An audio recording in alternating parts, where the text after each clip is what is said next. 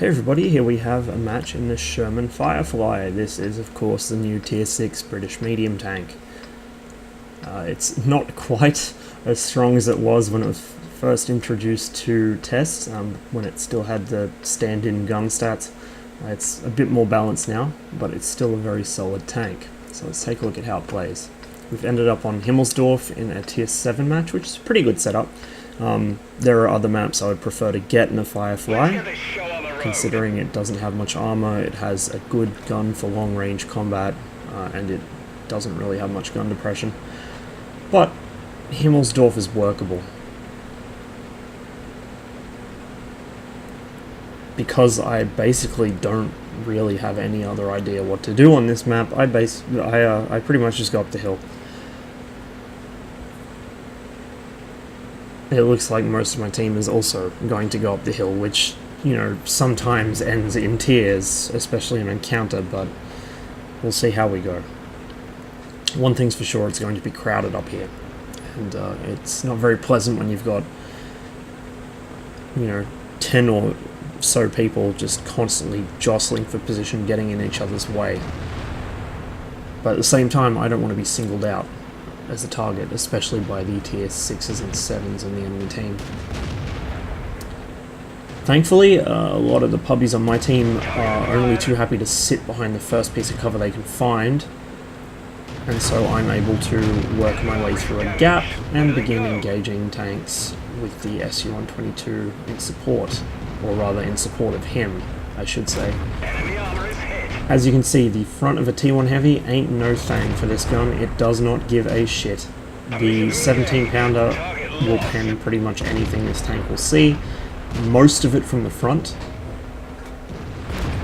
And its gun handling is not too terrible. Its accuracy is pretty decent for tier, except when friendly SU-122s insist on stopping in front of your gun. With the hill cleaned up, I decide to pop some shots down here at the Oblivious Cheeto. It takes 2 hits on him before he even reacts, and his reaction is, let's say, insufficient. The Hellcat pops out, and the Hellcat, even though it's been nerfed pretty brutally, is still quite strong if you let it be. So I try and deal with them as a matter of priority. That 90mm gun still really fucking hurts. You know, no amount of nerfing its camo or its view range, whatever the fuck it was they changed, I honestly forgot, will make a 90mm gun not hurt at tier 6. In fact, having said that, I haven't played my Hellcat since they nerfed it, so I probably should do that, just to figure out what's up with it. I do recall that there was a bunch of stuff that was done to try and make it a bit less broken, but I can't remember what it was because it was going back a while and I'm half asleep at the moment. So unfortunately I scrubbed my shot there on the KV-3 and then he high rolls. KV-3s are one of the few things that the Firefly will actually have trouble with, although in this case it's less because of its armor and more because I'm an idiot who can't aim. He finishes me off, and that's it for me. It looks like our team might be in trouble. We've got a bunch of people heading towards the cap to reset, but they seem to be getting picked off on the corner. And then we got a bunch of oblivious people just chilling out on Heavy Alley. Having said that, I was also chilling out on Heavy Alley, so I guess I can't really talk. The tanks on cap are spotted. Unfortunately, they are just knocking down everything that's going in there for resets, so at this point I thought we were actually going to lose it to cap fast, which isn't that rare on this map or encounter. Quite often you'll have a team roll the hill only to get capped out, which is the problem with sending everyone to the hill. Now here, I'd like to point out a particularly amazing piece of play by this puppy. Watch as he aims his gun at the ground instead of the IS right next to him that's about to fucking wreck him. He could have killed it. His turret wasn't broken, his gun wasn't broken, but he just decided to point his gun at the ground instead and not fire a shot. It's not like the T-34-85 has any difficulty penning an IS from the front, particularly not at that range. and with a little gun depression factored in to make it more or less a perpendicular shot on the front plate, there's no way that would have bounced. Or he could have gone for the cupola, or any number of other things he could have shot at instead of just point his gun at the ground. Fucking puppies, I don't know. And here we go, right when it looked like we had actually secured a win, my team began throwing away tanks one at a time to this IS and actually gave him a 5-kill match, which was incredible. I thought that we were actually going to lose for a minute here because they were just getting killed so quickly. Just one at a time, driving in front of a fucking tier 7 heavy. Brilliant plan. Finally though, the KV-3 is able to take him out, and that's the match. I was hoping for something a little more interesting for the Firefly, for the match I mean, to demonstrate it. You know, a bit more damage or terrain a bit better suited to it or something like that, but I decided to just record this to get something out there while I wait for a better showcase of its abilities to come along. You know, like a match on Redshirt or Malinovka or something. Until then, though, you can see the obvious power of the gun. It's a very, very strong gun for a tier 6 medium. And when you compare it to the closest counterparts, the German 75mm, the KWK-42, the Panther's historical gun, has, from memory, about the same pen, maybe a bit worse, but it has less alpha. The 17-pounder, I believe, is 150 alpha. I think the 75mm KWK-42 is, oh shit, 120 or 130 or something. It's not as high as the 17-pounder. And then if you compare it to the nearest Soviet counterpart, which would probably be the 85mm D5T 85BM, which the T3485 gets, that has higher alpha, again 180. The pen, I cannot remember offhand. I think it's about the same again as the 17-pounder. So they're all pretty close in terms of pen. The main difference is the actual gun handling and the alpha strike. So in terms of alpha, the 17-pounder kind of falls middle of the pack, which is not a bad thing. The 75 can feel a bit anemic when you're bottom tier. The 17-pounder doesn't really have that problem as much. Because you're a tier 6, you'll only be seeing up to tier 8. And, 150 alpha at tier 8, it's not a lot, but it's not complete garbage. So you can still contribute. Whereas, once you get up to things like the Panther, and you've got really good pen, but you've still got a really low amount of alpha for tier, it can get a bit frustrating. Just not being able to put out the damage onto the higher tier tanks that really would make them start hurting. If you got a platoon of tanks that vomit out shells like that, it can really work, say a platoon of Panthers or a platoon of Comets or whatever, but individually it is nice being sort of middle of the range alpha, and also middle of the range sort of gun handling as well. So it's a good generalist gun. The tank itself, it's a Sherman. There's really not much to say about it.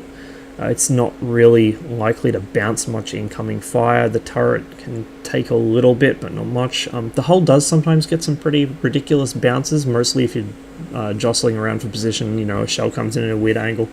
But typically the Firefly will not be bouncing much. Its mobility is okay, it's not great. It's certainly no easy 8, but it's mobile enough to get where you need it. As I did say before, it doesn't really have very good gun depression because of the length of the gun. The 17-pounder is a very big gun. They had to turn it sideways to even fit it in the Sherman turret. So, there's not really much you can do about that. Just try not to fight on the crests of hills. I can't remember what the actual figure is for gun depression. I think it's 6 degrees, maybe. Sounds about right. It feels like it's about 6 degrees, which would put it roughly on par with a lot of the Soviet tanks in the game. So it's not completely useless, but It's not a tank you want to be trying to fight on hills with, and it doesn't really gain much from being hulled down anyway, again, because the turret's not that great, and the hull is so huge anyway. It's a Sherman, it's really tall, so you need a fucking hell of a hill to hold down that thing on. Just other general sort of gameplay stuff. It drives nicely. Its view range, from what I can recall, is pretty decent. I think it's like, 370 or something. I'm probably talking out my ass. I'm probably wrong. But I do know that with optics on it, like I have, it's pretty decent at spotting stuff. It doesn't have view range woes, put it that way. It can see far enough. Do I think it's really some special, unique thing worth getting? It depends how into historical tanks you are. I wanted to get it simply because it is the Sherman Firefly. I couldn't care less if it was good or bad or somewhere in between. But, as far as sort of optimal tanks go, if that's what you're looking for, the Firefly is going to be something you grind through to get something else. It's not going to be taking tank companies by storm, I don't think, because there are already some excellent tier 6 mediums that do basically what the Firefly does better than it. Or not better than it, but, well enough that the Firefly is kind of redundant in that regard. The VK 3002, actually has kind of armor and has slightly lower alpha, but better handling gun. And then you have at the other end of the spectrum, the T-34-85, which doesn't really have much armor at all, but has an excellent, powerful gun with kind of not great handling, but good enough. So, the Firefly is a generalist, but I don't think there's much call for a generalist in the tank company or team battle meta. But as a pub tank, it's fun to play, it's nice to look at, particularly because of the HD model, and it's a historically significant tank. In terms of what it leads to, it goes through to the Challenger, which is the new Tier 7 TD, and it leads further down the TD line. So that's one possible way of getting into the TDs if you don't want to grind through the Valentine branch, through the Valentine, through the Archer, and then through the Achilles. You can just skip straight into the Challenger via the Firefly. The thing is, though, to go through that path, you still have to grind through the Medium 2, I think it is, or something, the British Lend-Lease version of the M2, the British Stuart, the Grant, which is, if you didn't enjoy the Lee, then boy, have I got news for you. And then the Sherman 3, and the Sherman 3 really isn't anything to write home about. It's basically just the same as the other Sherman as far as I'm aware, but you can put a 6-pounder on it. But from what I recall, actually, the 6-pounder ends up being kind of suboptimal, just because of the way shit works at Tier 5.